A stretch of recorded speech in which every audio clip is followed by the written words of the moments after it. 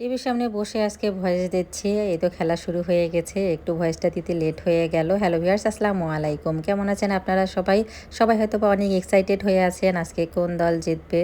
তো আপনারা কে, কে মিলে আজকে খেলা দেখতেছেন? আমি আর আমার মেয়ে মিলে কিন্তু বসে খেলা দেখতেছি। আর আমার ছেলে আর ছেলের বাবা তো গেছে বাইরে খেলা দেখতে সবাই মিলে। তো সবাই মিলে এনজয় করুন। আর আমি এগুলো কিন্তু হচ্ছে গতকালকের ভিডিও আপনাদের সঙ্গে শেয়ার করতেছি। আজকে অনেকটাই ব্যস্ত ছিলাম, কোনো ভিডিও করা হয়নি। তাই ভাবলাম গতকালকে যেহেতু বড় ভিডিও দেইনি, তো এই রান্নাবান্নার ভিডিওটা আপনাদের সঙ্গে একটু শেয়ার করি। তো মজার মজার রান্না করেছিলাম গতকালকে। আশা করছি আপনাদের কাছে ভালো লাগবে। তো প্রথমেই হচ্ছে সকালবেলায় রুটি, মিষ্টি কুমড়া, ডিম ভাজা করে খেয়েছি। এটা অবশ্য ভিডিও করা হয়নি। এরপরে হচ্ছে সেকেন্ড পর্ব, ছোট মাছ রান্না করতেছি। পুঁটি মাছের চচ্চড়ি বানাবো। তার সঙ্গে হচ্ছে কাতল মাছের ঝোল এবং কচুরলতি, শুটকি, আলু এবং কাঁঠালের বিচি দিয়ে রান্না করব। কে কে পছন্দ করেন কচুরলতি, শুটকি, আলু, কাঁঠালের বিচি দিয়ে অবশ্যই কমেন্টসে জানাবেন। আর এখন কিন্তু হচ্ছে কাঁঠালের সিজন, আর সব কিছুতে কিন্তু আমার কাঁঠালের বিচিটা অবশ্যই থাকবে।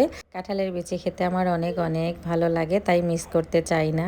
আমার বড় ননাস আসছে, ভাইজান আসছে আমার শাশুড়ি আম্মাকে নিয়ে। এবার আমার শাশুড়ি আম্মা বড় মেয়ে ছোট মেয়ের বাড়িতে গিয়ে প্রায় 2 সপ্তাহ থাকলো।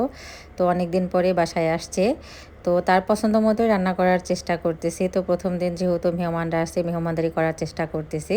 তো আমার বড় ননাস কিন্তু ছোট মাছ খেতে পছন্দ করে, তাই ওনার পছন্দেই হচ্ছে এই তো পুঁটি মাছের চচ্চড়ি বানাইলাম। আর যেহেতু বাচ্চারা ছোট মাছ খেতে পারে না, তাই কাতল মাছের ঝোল করলাম এবং কচুরলতি রান্না করলাম। তো কচুরলতি আলু ভাজিটা আমার কাছে এত মজার লেগেছে, সব রান্নার চেয়ে মনে হচ্ছিল ওই রান্নাটাই আমার কাছে সেরা লাগলো।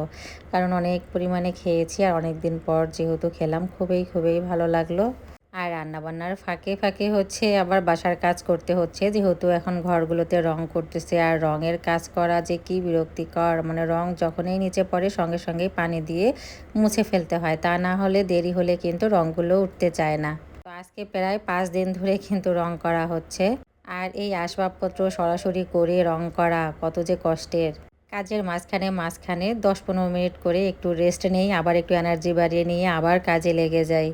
এখন কষ্ট করতেছি আর কয়েকদিন পরে শুধু সুখ আর সুখ। মজা করে রান্নাঘরে রান্না করব, তাই তো কষ্ট একটু করতে হবে না বলেন তো? তো রাতের জন্য হচ্ছে আবার মুরগির মাংস রান্না করতেছি। আজকে ধুন্দল, পটল, আলু একসঙ্গে হচ্ছে আগে লবণ হলুদ দিয়ে ভেজে নিলাম।